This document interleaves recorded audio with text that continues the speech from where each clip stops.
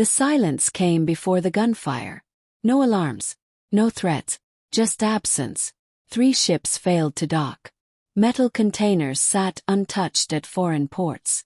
Phones that once rang without pause stopped ringing. Inside Kang Taemin's executive chamber, the skyline of Seoul glowed cold and distant. Men stood around the long black table, waiting. No one spoke first. Because when the cold king of Seoul was thinking, you did not interrupt. For 15 years, Kang Taemin ruled through precision, through discipline, through fear that never cracked. He exposed his own lieutenant. He fractured his own command structure. He chose truth over pride. And the underworld noticed. Across oceans, rival syndicates watched the broadcast. The cold king humiliating his right hand in public, allowing an outsider into strategy, restructuring enforcement. To some, it looked like reform. To others, it looked like weakness. Amara Okoye stood across from him now. No chains, no guards at her back, only authority. She studied the data projected on the glass screen. Ports are stalling in coordinated intervals, she said quietly. Financial routes are freezing within the same hour. Taemin did not move. They're synchronizing. A message flashed across his private encrypted channel. No signature. No trace. Just one sentence. When a king abandons fear, the wolves gather. The room felt smaller. Not because of threat, because of implication. This wasn't betrayal. It wasn't sabotage. It was positioning. They weren't testing his defenses. They were testing his philosophy. Could a ruler who chose justice still command fear? Could an empire rebuilt on trust survive the predators waiting outside its walls? Taemin's gaze shifted to Amara, the only person in the room who did not look uncertain. In part 1, the enemy stood inside his court. The enemy stood everywhere. And for the first time since he broke his own rule, Kang Taemin understood something dangerous. Evolution invites challenge. And challenge invites war. The coldest crime lord in Seoul never touched a woman. But now the entire underworld was watching what he would do next. With one standing beside him. And this time, the attack would not come in chains. It would come in silence. The delays spread like fog. Not dramatic, not loud, just precise. By noon, confirmation came from Busan. 2 cargo vessels had docked, unloaded, and departed without transferring ownership under Taemin's authorization. The manifests were altered within legal margins. Nothing criminal, nothing obvious, just redirected. Inside the operations floor, screens flickered with real-time logistics data. Containers that should have been en route to Singapore were rerouted to smaller intermediary ports. Offshore accounts paused, pending review. No one declared hostility. That was the strategy. Amara stood beside the central table, studying the pattern. Her fingers moved across the digital map, isolating timestamps. They're not attacking shipments, she said evenly. They're attacking rhythm. Taemin's expression did not change. Continue. She zoomed in on 3 separate ports. Every disruption occurs within a 90-minute window. Different countries. Different jurisdictions. Same coordination. A captain shifted uneasily. Coincidence? No, she replied. Testing. Taemin looked at the man who had spoken. Testing what? The captain swallowed. Your response. Silence settled. Another alert flashed. This one internal. A secured line request from Osaka. Taemin answered personally.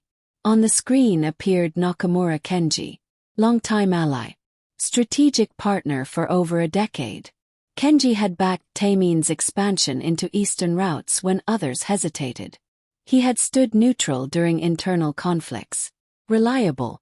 Calculated. Kenji, Taemin said calmly. The older man's expression was composed, but distant. Taemin, he replied. You move quickly these days. Faint shift in tone. You're withdrawing from our dock agreements, Taemin said. Yes. No hesitation. On whose authority? My own. The operations floor fell completely still. For 10 years, Taemin said quietly, we have honored every contract. And for 10 years, Kenji replied evenly, your authority was unquestioned. There it was. Not accusation. Observation. You exposed your own lieutenant publicly, Kenji continued. You restructured enforcement. You elevated an external strategist. His eyes flicked briefly, deliberately, toward Amara on the screen. The underworld does not interpret reform as strength, Kenji said. It interprets it as fracture. You're joining them, Taemin stated. I am aligning with stability. The words were clinical, final. You believe I am unstable, Taemin said. I believe, Kenji replied carefully, that you are changing. And change creates opportunity. Behind Kenji's composed expression, movement could be seen. Men in suits entering the background room. Not allies. Observers. Coalition representatives. Taemin registered it instantly. You've already chosen, he said. Yes. The line did not disconnect immediately. Kenji held his gaze a second longer. For what it's worth, he added quietly, I respected the king who ruled without hesitation. The screen went dark. Silence expanded across the operations floor. No shouting. No visible anger. Just recalibration. One missing shipment was inconvenience. One defection was strategy. But Kenji had not simply withdrawn support. He had legitimized doubt. Amara looked at Taemin. They're building a narrative, she said softly. Yes. And now? Taemin's eyes hardened. Not with panic. With calculation. They wanted the first move, he said calmly. They've made it. Outside, the ports remained silent. Inside, the war had officially begun. The meeting did not appear on any calendar. No digital trail. No official invitation. Just a quiet convergence in a private lounge above a casino in Macau, where glass walls overlooked a harbor heavy with mist. For syndicate leaders arrived separately. No entourages beyond minimal security. No public gestures of alliance. Inside the room, the air was controlled, filtered, deliberate. Nakamura Kenji stood near the window, hands folded behind his back. Across from him sat Chairman Liu of Hong Kong Logistics, calm and immaculately dressed. To his right, Director Min from Shanghai, sharp, analytical. And finally, Viktor Sokolov, representing Eastern Russian shipping interests, expression unreadable. No one mentioned Kang Taemin immediately. That would have implied personal conflict. This was business.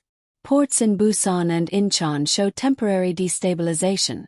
Liu began, sliding a thin tablet across the table. Minor, but observable. Public restructuring within his enforcement division, Min added. Internal fracture broadcasted to every observer.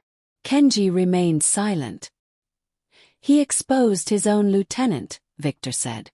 In front of captains. Yes, Kenji replied evenly. He did.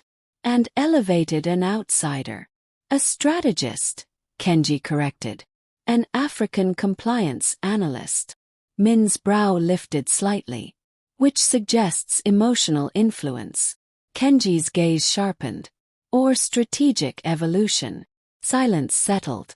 They were not gathered to debate Taemin's character. They were gathered to assess vulnerability. Fear maintained equilibrium, Liu said. Justice disrupts it. Justice, Victor echoed with faint amusement, is expensive. Min tapped the table lightly. The underworld does not reward philosophy. It rewards predictability. And is Taemin predictable? Liu asked. Kenji did not answer immediately. 4 years, Kang Taemin had ruled through precision, controlled retaliation, measured dominance. Now he had publicly chosen principle over pride. The question wasn't whether he was weaker. The question was whether others believed he was. That belief, Min said quietly, is enough. Victor leaned forward slightly. If a king changes his model, he said, someone else must offer continuity. The room grew still. This was no longer observation. It was selection. Continuity requires presence, Liu stated. A figure who commands fear without hesitation. Min's fingers rested on a thin file. We have options, he said.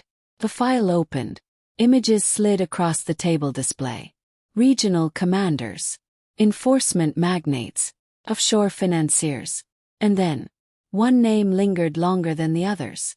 Choi Hyun-seok, former Seoul enforcement commander who had split from Taemin years ago after a strategic disagreement. Ruthless, uncompromising, known for decisive retaliation without public deliberation. He never believed in reform, Min said softly. He believes in dominance. Kenji's eyes narrowed. Hyun-seok has followers, Liu added. And grievances. Victor nodded once. He represents continuity of fear. Silence pressed heavier. Replacing Taemin outright would be chaotic. But positioning an alternative. That was subtle. That was strategic. Kenji finally spoke. If we move forward, he said evenly, we do not attack first. Min's gaze sharpened. Then what? We let doubt grow, Kenji replied. We allow his captains to question. We allow shipments to hesitate. And when instability appears visible, Victor asked. Kenji's voice remained calm. Then we present stability. Min closed the file slowly. So it's decided. Not loudly, not ceremoniously, but conclusively. Choi Hyun-seok would be approached, not as a rebel, as a successor. Across the sea in Seoul, Kang Taemin stood before his digital map of silent ports, unaware that somewhere beyond his jurisdiction, a replacement was being considered, not whispered. The summit was held in neutral territory, a private conference floor inside a luxury hotel overlooking the Han River. No weapons permitted beyond concealed security. No direct confrontations allowed. Officially, it was a logistics stabilization forum. Unofficially, it was a test. Kang Taemin entered last. Not to impress. Measure. The room was arranged in a wide semicircle. Regional commanders, offshore financiers, enforcement representatives. Faces he had worked beside. Faces that had once remained unquestioningly aligned. Now their eyes were more analytical. Choi Hyun-seok stood near the center. He had not been invited as a rival. He had been invited as a consultant. Calculated positioning. Hyun-seok's presence carried a different kind of authority. Broader shoulders. Sharper smile. Confidence unburdened by restraint.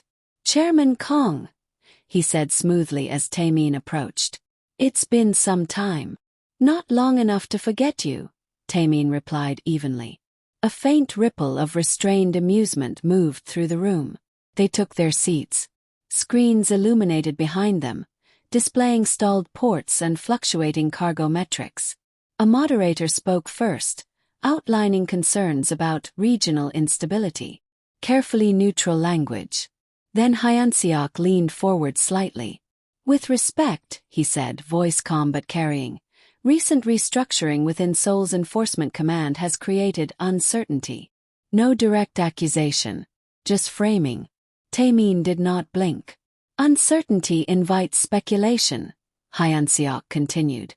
Speculation affects contracts. A financier nodded subtly. And contracts, Hyun-seok added, are the backbone of stability. There it was. The word again. Stability. He wasn't attacking Taemin's strength. He was attacking his predictability. Taemin folded his hands on the table. You interpret internal correction as instability, he said calmly. I interpret it as structural integrity. Hyun-seok smiled faintly. Public correction, he replied, is rarely interpreted as strength. Few eyes shifted. Not hostile. Curious. Testing. You exposed your own lieutenant before your captains, Hyun-seok continued. You fractured hierarchy. You introduced external advisory influence. His gaze flicked briefly toward Amara, who stood behind Taemin's seat.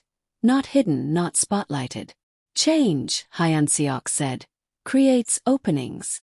Silence stretched. Taemin did not respond immediately. He allowed the room to absorb the implication. Opening. Vacuum. Opportunity. You believe my command is weakened, Taemin said finally. I believe, Hyeonseok replied smoothly, that leadership must be unwavering. And you consider hesitation weakness. I consider public uncertainty dangerous. The challenge was clear now. Not shouted, not crude, but unmistakable. Several attendees watched Taemin carefully. Not for anger, for misstep. Hyeonseok leaned back slightly.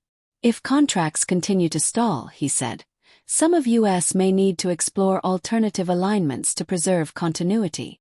There it was. A soft threat disguised as business prudence. Not rebellion. Migration. Taemin's gaze sharpened almost imperceptibly. You are free to align where you feel secure, he said calmly. Hyeonseok's expression did not shift. But security, Taemin continued, voice measured, is not declared. It is demonstrated. The room held still. Hyeonseok tilted his head slightly. And how do you intend to demonstrate it? He asked. The question lingered longer than protocol allowed. Public test. Subtle. Calculated. Hyeonseok was not challenging Taemin to a fight. He was inviting him to overreact. To reveal desperation. To lose composure. Across the table, one financier began quietly signing a preliminary memorandum, an exploratory contract, with Hyeonseok's shipping arm. Not finalized, but visible. The pen scratched softly across paper. Small sound. Louder than any accusation. Taemin noticed. So did everyone else. The humiliation was delicate. Intentional. And entirely public. No one had declared him replaced. But someone had just begun behaving as if he already was. The convoy moved at dusk. 3 armored vehicles. 2 decoys. 1 primary. Standard protocol. After the summit, Taemin had not altered his schedule. That too was deliberate. If he rerouted suddenly, it would signal concern. Concern invited pressure. The streets of Seoul were layered in evening light. Traffic steady. Nothing visibly disrupted. Security teams monitored rooftops, intersections, signal interference. Inside the central vehicle, Taemin sat in silence. Across from him, Amara studied a tablet, not logistics this time, but timing patterns. You changed nothing, she said quietly. No. They expect you to. Yes. Her eyes lifted to meet his. They'll attempt to test the response window. From distance, he replied. Not close range. The vehicle slowed slightly as it approached a narrow stretch beneath an overpass. Routine. The rear windshield of the second convoy vehicle shattered. Not explosively. Clean. Single round. The driver swerved instinctively. Another shot followed. Precise. Calculated. The convoy's defensive vehicles reacted instantly, forming a shield perimeter. Sirens were not activated. Communications went encrypted. Inside Taemin's vehicle, the driver accelerated. Rooftop east quadrant, a voice crackled through the comm line. High elevation. Professional. A third shot struck the armored plating near the rear wheel of the primary vehicle. Close enough to send vibration through the cabin. Amara did not flinch. She looked up at the route display on her tablet. Next intersection, she said calmly. Don't take it. The driver hesitated. It's pre-cleared. Exactly, she replied. Taemin's eyes shifted to her. Explain. The decoy route was released internally 2 hours ago, she said evenly. But the alternate corridor was updated at the last minute. He understood immediately. If someone leaked the original convoy path, the sniper would position for the alternate. Reroute to industrial bypass, Taemin ordered without raising his voice. The driver swerved sharply before reaching the intersection. Seconds later, a fourth shot cracked across the empty stretch of road they had just abandoned. Too late. The sniper had calculated their turn. But not the correction. Security units converged toward the overpass location. No suspect captured. Position abandoned. Clean extraction. Inside the moving vehicle, silence returned. The city blurred past the tinted windows. You anticipated the leak, Taemin said. Yes. Why? Because the summit wasn't about humiliation, she replied. It was about provocation. He watched her carefully. They wanted to see if you would overreact, she continued. And if you didn't, they escalate physically. Her voice remained steady. They're mapping your response cycle. Another encrypted alert flashed across Taemin's private channel. Not a threat. Not a boast. Just a single line. Leadership requires protection. Hyunseok's signature was absent. But unnecessary.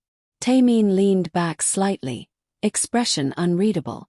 They won't stop at warning shots, Amara said quietly. No. Outside, sirens now echoed in the distance. Not from his convoy, but from police containment responding to anonymous gunfire reports. Controlled chaos. Strategic messaging. They knew your exact convoy window, she added. He held her gaze. Yes. Which meant one thing. The leak was not accidental. It was deliberate. And this time, the vulnerability wasn't inside his philosophy. It was inside his route. The sniper left no signature. No emblem. No claim. That was intentional. A visible enemy could be crushed. An invisible coalition required patience. By midnight, Taemin's inner captains filled the executive chamber again. Screens replayed drone footage of the overpass. Ballistic trajectories. Traffic analysis. Retaliate, one captain said immediately. Strike Hyunseok's eastern warehouses before sunrise. Another nodded. Send a message. Visible. Immediate. Fear demanded demonstration. The room vibrated with it. Taemin remained standing at the head of the table, hands resting lightly against the glass surface. His expression revealed nothing.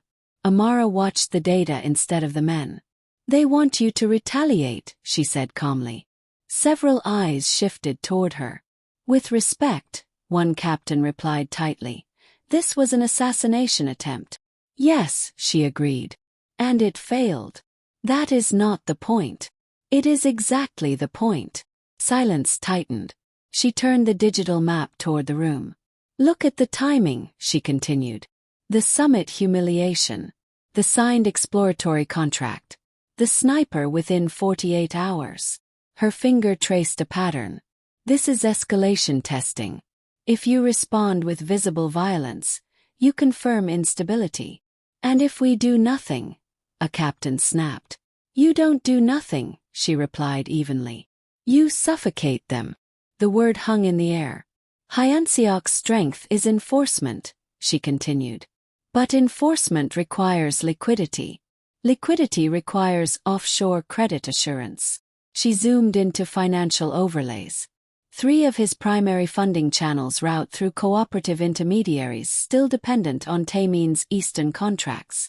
Taemin's gaze sharpened slightly. Freeze them, he asked quietly. No, she said. Reclassify risk. The captains exchanged uncertain looks. If insurance premiums spike, she explained. His shipments stall without a single bullet fired. If compliance reviews trigger audit flags, his partners hesitate. Financial isolation, Taemin said. Yes. Slow, one captain muttered. Precise, she corrected. She looked directly at Taemin now. If you strike physically, you play their script. And if we isolate financially, you force the coalition to reveal impatience. The room was quiet again, but different this time. Less reactive. More calculating. Fear built your empire, she said softly, not as criticism but as fact. But fear also unites rivals. Taemin studied her carefully. And strategy, he asked. Strategy divides them. The silence stretched. Captains waited. They expected a command. Immediate retaliation. A show of dominance. Instead, Taemin walked toward the main screen. He examined the highlighted funding arteries, insurance dependencies, credit backstops, offshore clearing routes. He could crush warehouses tonight. Or he could freeze breath slowly. You are asking me, he said quietly to Amara, to demonstrate power without spectacle. Yes. And if they interpret restraint as weakness, they already are, she replied calmly. The question is whether you let them. A faint flicker moved behind his eyes. This was no longer about Hyeonseok. It was about philosophy. Brute retaliation would satisfy pride. Financial suffocation required patience. Outside the glass walls, Seoul shimmered beneath midnight clouds. Inside, every captain waited for one word. Taemin turned slightly toward Amara. Prepare the risk reclassification notices, he said at last. Some captains stiffened. Others remained silent. He wasn't done. But understand this, he added, voice lower now. If your strategy fails. Amara held his gaze. It won't. The room felt smaller. Not because of fear. Because of decision. And for the first time since the sniper's shot, Kang Taemin was choosing trust over instinct. The question was no longer whether the wolves would circle. It was whether they would realize. They were already breathing thinner air. The strike did not make headlines. There were no explosions. No warehouses burned. No bodies left as warnings. Instead, insurance premiums doubled overnight. Cargo classified as elevated geopolitical risk required secondary verification. Credit assurances that once cleared within minutes began returning with delays marked pending compliance review. Hyeonseok's Eastern Fleet slowed first. 2 vessels anchored offshore, waiting for documentation that never arrived. In Hong Kong, Chairman Liu received notice that one of his private banking channels had triggered a regulatory inquiry. Minor, procedural, but inconvenient. In Shanghai, Director Min's logistics subsidiary was informed that several shipping containers required reinspection due to revised safety protocols. Nothing illegal. Nothing accusatory. Just friction. Inside Seoul's executive chamber, Taemin stood before a live financial map. Red nodes pulsed slowly across the region, funding arteries narrowing, not severed. They're calling it coincidence, one captain reported. Publicly. Privately. Taemin asked. They're demanding answers from each other. Amara watched a secondary feed. Encrypted chatter intercepted from offshore intermediaries. They assumed unified pressure would fracture you, she said. Instead, they're bleeding liquidity. A new alert flashed. Hyeonseok's flagship warehouse in Yokohama had suspended operations pending insurance renegotiation. Taemin's expression did not shift. Predictable, he said. Across the sea, the coalition convened again. The same Macau lounge. But this time the atmosphere was tighter. Chairman Liu spoke first. My financial channels are under review. Min adjusted his glasses. Temporary. Temporary losses compound, Victor replied coolly. Hyeonseok leaned back, jaw tight. You assured us his restructuring weakened enforcement, Liu said. It did, Hyeonseok replied sharply. This is external pressure. Min's gaze sharpened. External pressure requires internal leverage. Silence fell. Kenji observed from the window again, more withdrawn now. You promised swift dominance, Victor said. Instead, our operations are suffocating. Hyeonseok's tone cooled. Taemin cannot sustain this indefinitely. But we must sustain it longer than him, Liu countered. Was the first crack. Back in Seoul, Amara adjusted the financial overlays. Liquidity stress threshold will hit within 72 hours, she said quietly. At that point, someone will defect to preserve assets. Who? Taemin asked. Whoever believes the coalition was miscalculated. As if summoned by the prediction, a secure call request appeared on the central screen. Origin Shanghai. Min's private line. Taemin accepted. Min's face appeared, composed but sharper than before. This is not an alliance call, Min said immediately. No, Taemin replied calmly. It is a clarification. Go on. Hyunseok assured us your response would be emotional, predictable, violent. Taemin said nothing. Instead, Min continued, our liquidity is strained while your routes remain operational. And? Taemin asked. Min's gaze flicked sideways, ensuring privacy. If certain misunderstandings were corrected, financial pressures might rebalance. Hyunseok was no longer the quiet successor. He was becoming the liability. You're reconsidering your alignment, Taemin observed. I am reconsidering variables. The line remained open a second longer than necessary. Not a surrender. Not yet. But not unity either. When the screen went dark, one of Taemin's captains exhaled slowly. They're turning on each other. Yes, Amara said softly. Taemin's eyes remained fixed on the fading red nodes. They wanted spectacle, he said quietly. They received suffocation. Another alert blinked, this time from Hong Kong. Chairman Liu requesting private dialogue. Across the sea, Hyunseok sat alone in the Macau lounge, staring at a tablet showing halted shipments. For the first time since the summit, the coalition was not unified. It was uncertain. And uncertainty in the underworld was the beginning of collapse. The fractures outside the empire were beginning to show, which meant the fractures inside had to be controlled. By late afternoon, the executive chamber was filled again. Captains standing along the perimeter, senior logistics heads seated at the long black table. The tension was different now. Less fear. More calculation. They had seen the coalition weaken. They had also seen who was guiding the strategy. Amara stood near the digital map, reviewing the latest liquidity reports. Insurance recalibrations were holding. Offshore pressure was spreading exactly as projected. A captain from the Southern Enforcement Division, Captain Ryu, cleared his throat. He did not look at Taemin first. He looked at Amara. With respect, he began, voice controlled. Our response has been effective. No one interrupted. But morale within enforcement is unsettled. Taemin's expression remained unreadable.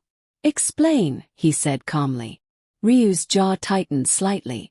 Men trained for decisive retaliation are now executing financial maneuvers. Some question whether strategic authority should come from outside our structure. The room went still. Not an accusation. Probe. Amara did not respond immediately. She let the silence settle before speaking. Your men are executing containment without casualties, she said evenly. Their efficiency remains intact. That isn't the concern, Ryu replied. The concern is precedent. He shifted his attention toward Taemin now. External advisory influence within core strategy creates ambiguity. There it was. Not rebellion. Boundary testing. 4 years, Taemin's word had been law. Now someone was questioning who shaped that word. Taemin rose slowly. Not abrupt. Not dramatic. Measured. Clarify your concern, he said. Ryu met his gaze directly. Authority must remain internal. It does, Taemin replied. Then who defines it? The room felt narrower. Several captains watched carefully. Not to see conflict. To see hierarchy. Amara stepped slightly aside, giving Taemin full visual dominance. He did not look at her. He looked at Ryu. You believe strategy is being outsourced, Taemin said calmly.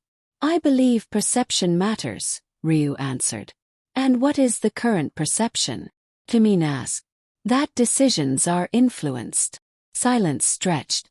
Taemin's voice lowered, not in anger but in clarity. All strategic recalibrations, he said, are authorized by me. He stepped toward the table, resting one hand against the glass surface. Amara Okoye does not command enforcement. He paused. She informs strategic architecture. A subtle distinction. Not soft. Not defensive.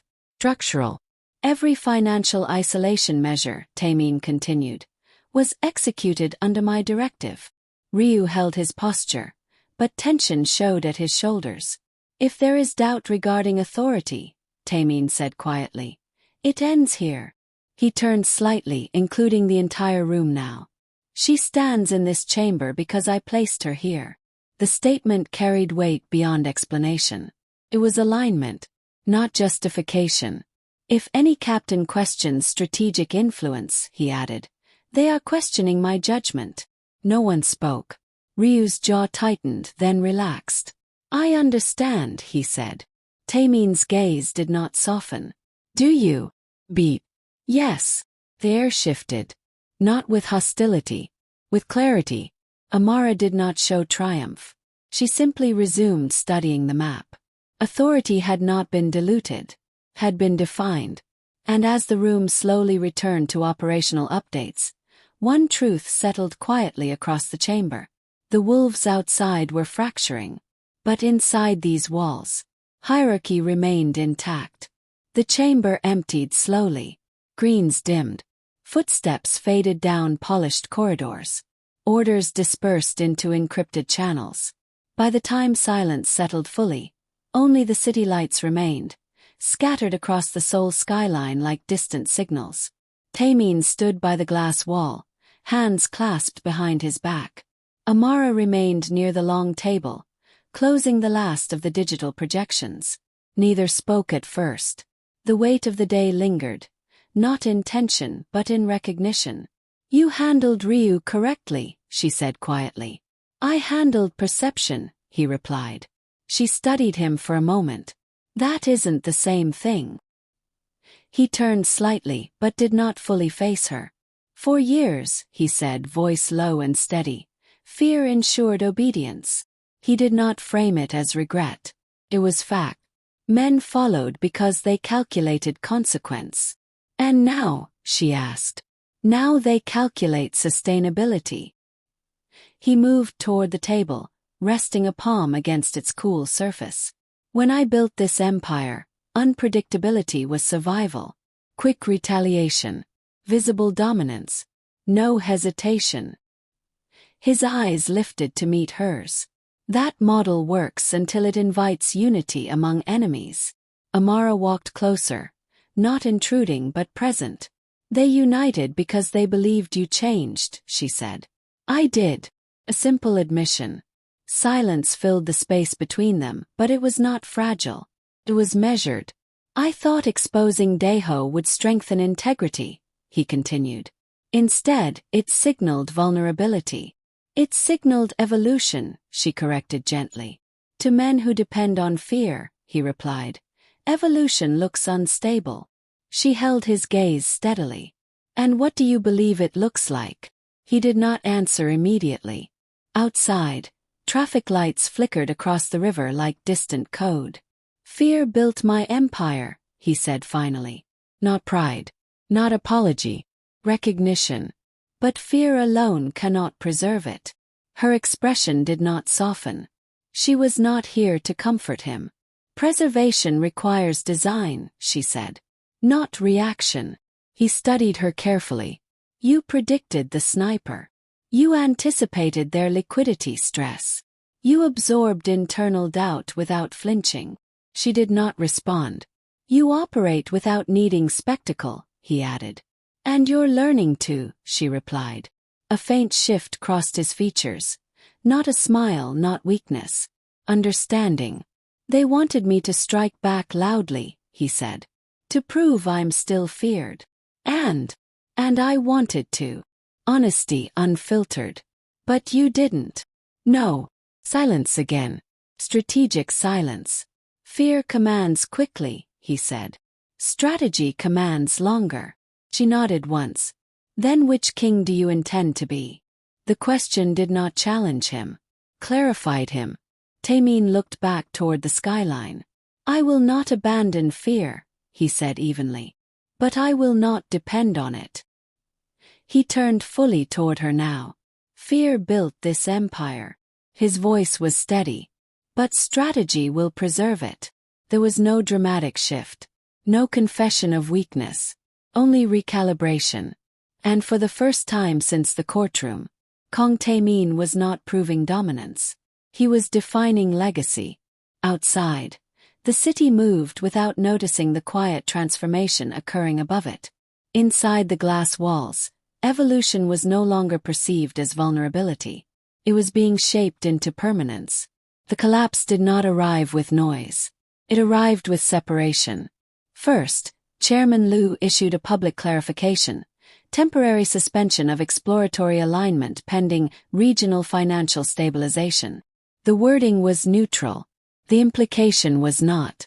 Within hours, Director Min's subsidiaries quietly resumed limited trade with Taemin's eastern routes, labeling previous delays as administrative oversight. Victor withdrew entirely. No announcement, just absence. In Macau, the private lounge remained reserved, but empty. Hyunseok was the last to understand what had happened. Insurance premiums on his fleet tripled overnight. Secondary financiers demanded collateral adjustments. 2 mid-level captains defected quietly, citing uncertain liquidity. The coalition had not been defeated publicly. It had been divided privately. And division was terminal. Inside the executive chamber in Seoul, the digital map that once pulsed red now glowed steady green across most trade corridors. Reports flowed in. Shipping resumed. Offshore credit lines recalibrated. Neutral parties re-established contracts without ceremony. No one apologized. No one acknowledged miscalculation. They simply realigned. Captain Ryu stood at the edge of the table, reviewing the stabilized routes. Hyunseok requested private negotiation, he said. Taemin did not look surprised. Terms, he asked. De-escalation. Mutual non-interference. Amara glanced at the map. He needs oxygen, she said quietly. Taemin nodded once. Offer neutrality, he replied. Not partnership. Ryu inclined his head. It was over. Not because bodies fell. Not because warehouses burned. But because pressure revealed fault lines. Fear might have forced obedience. But strategy exposed impatience. Later that evening, Taemin stood alone for a moment before the panoramic glass wall. The city stretched endlessly beneath him, movement constant, unaware of the recalibrations above. Amara approached, stopping a measured distance beside him. They expected spectacle, she said. Yes. They prepared for retaliation. Yes. And instead, he watched the steady pulse of traffic across the bridges. Instead, they revealed themselves. She studied him quietly. You're not being questioned anymore, she said. No. They're recalculating. That is better. He turned slightly toward her. Not as ruler to advisor. Not as protector to dependent. As equal in architecture. They believed fear was my only language, he said calmly. And now, she asked. Now they know I cannot be provoked. Below them, Seoul's skyline shimmered against the night. Contracts stabilized. Routes secured. Rivals silent. The cold king of Seoul did not fall when the wolves gathered. He taught them who still ruled the night.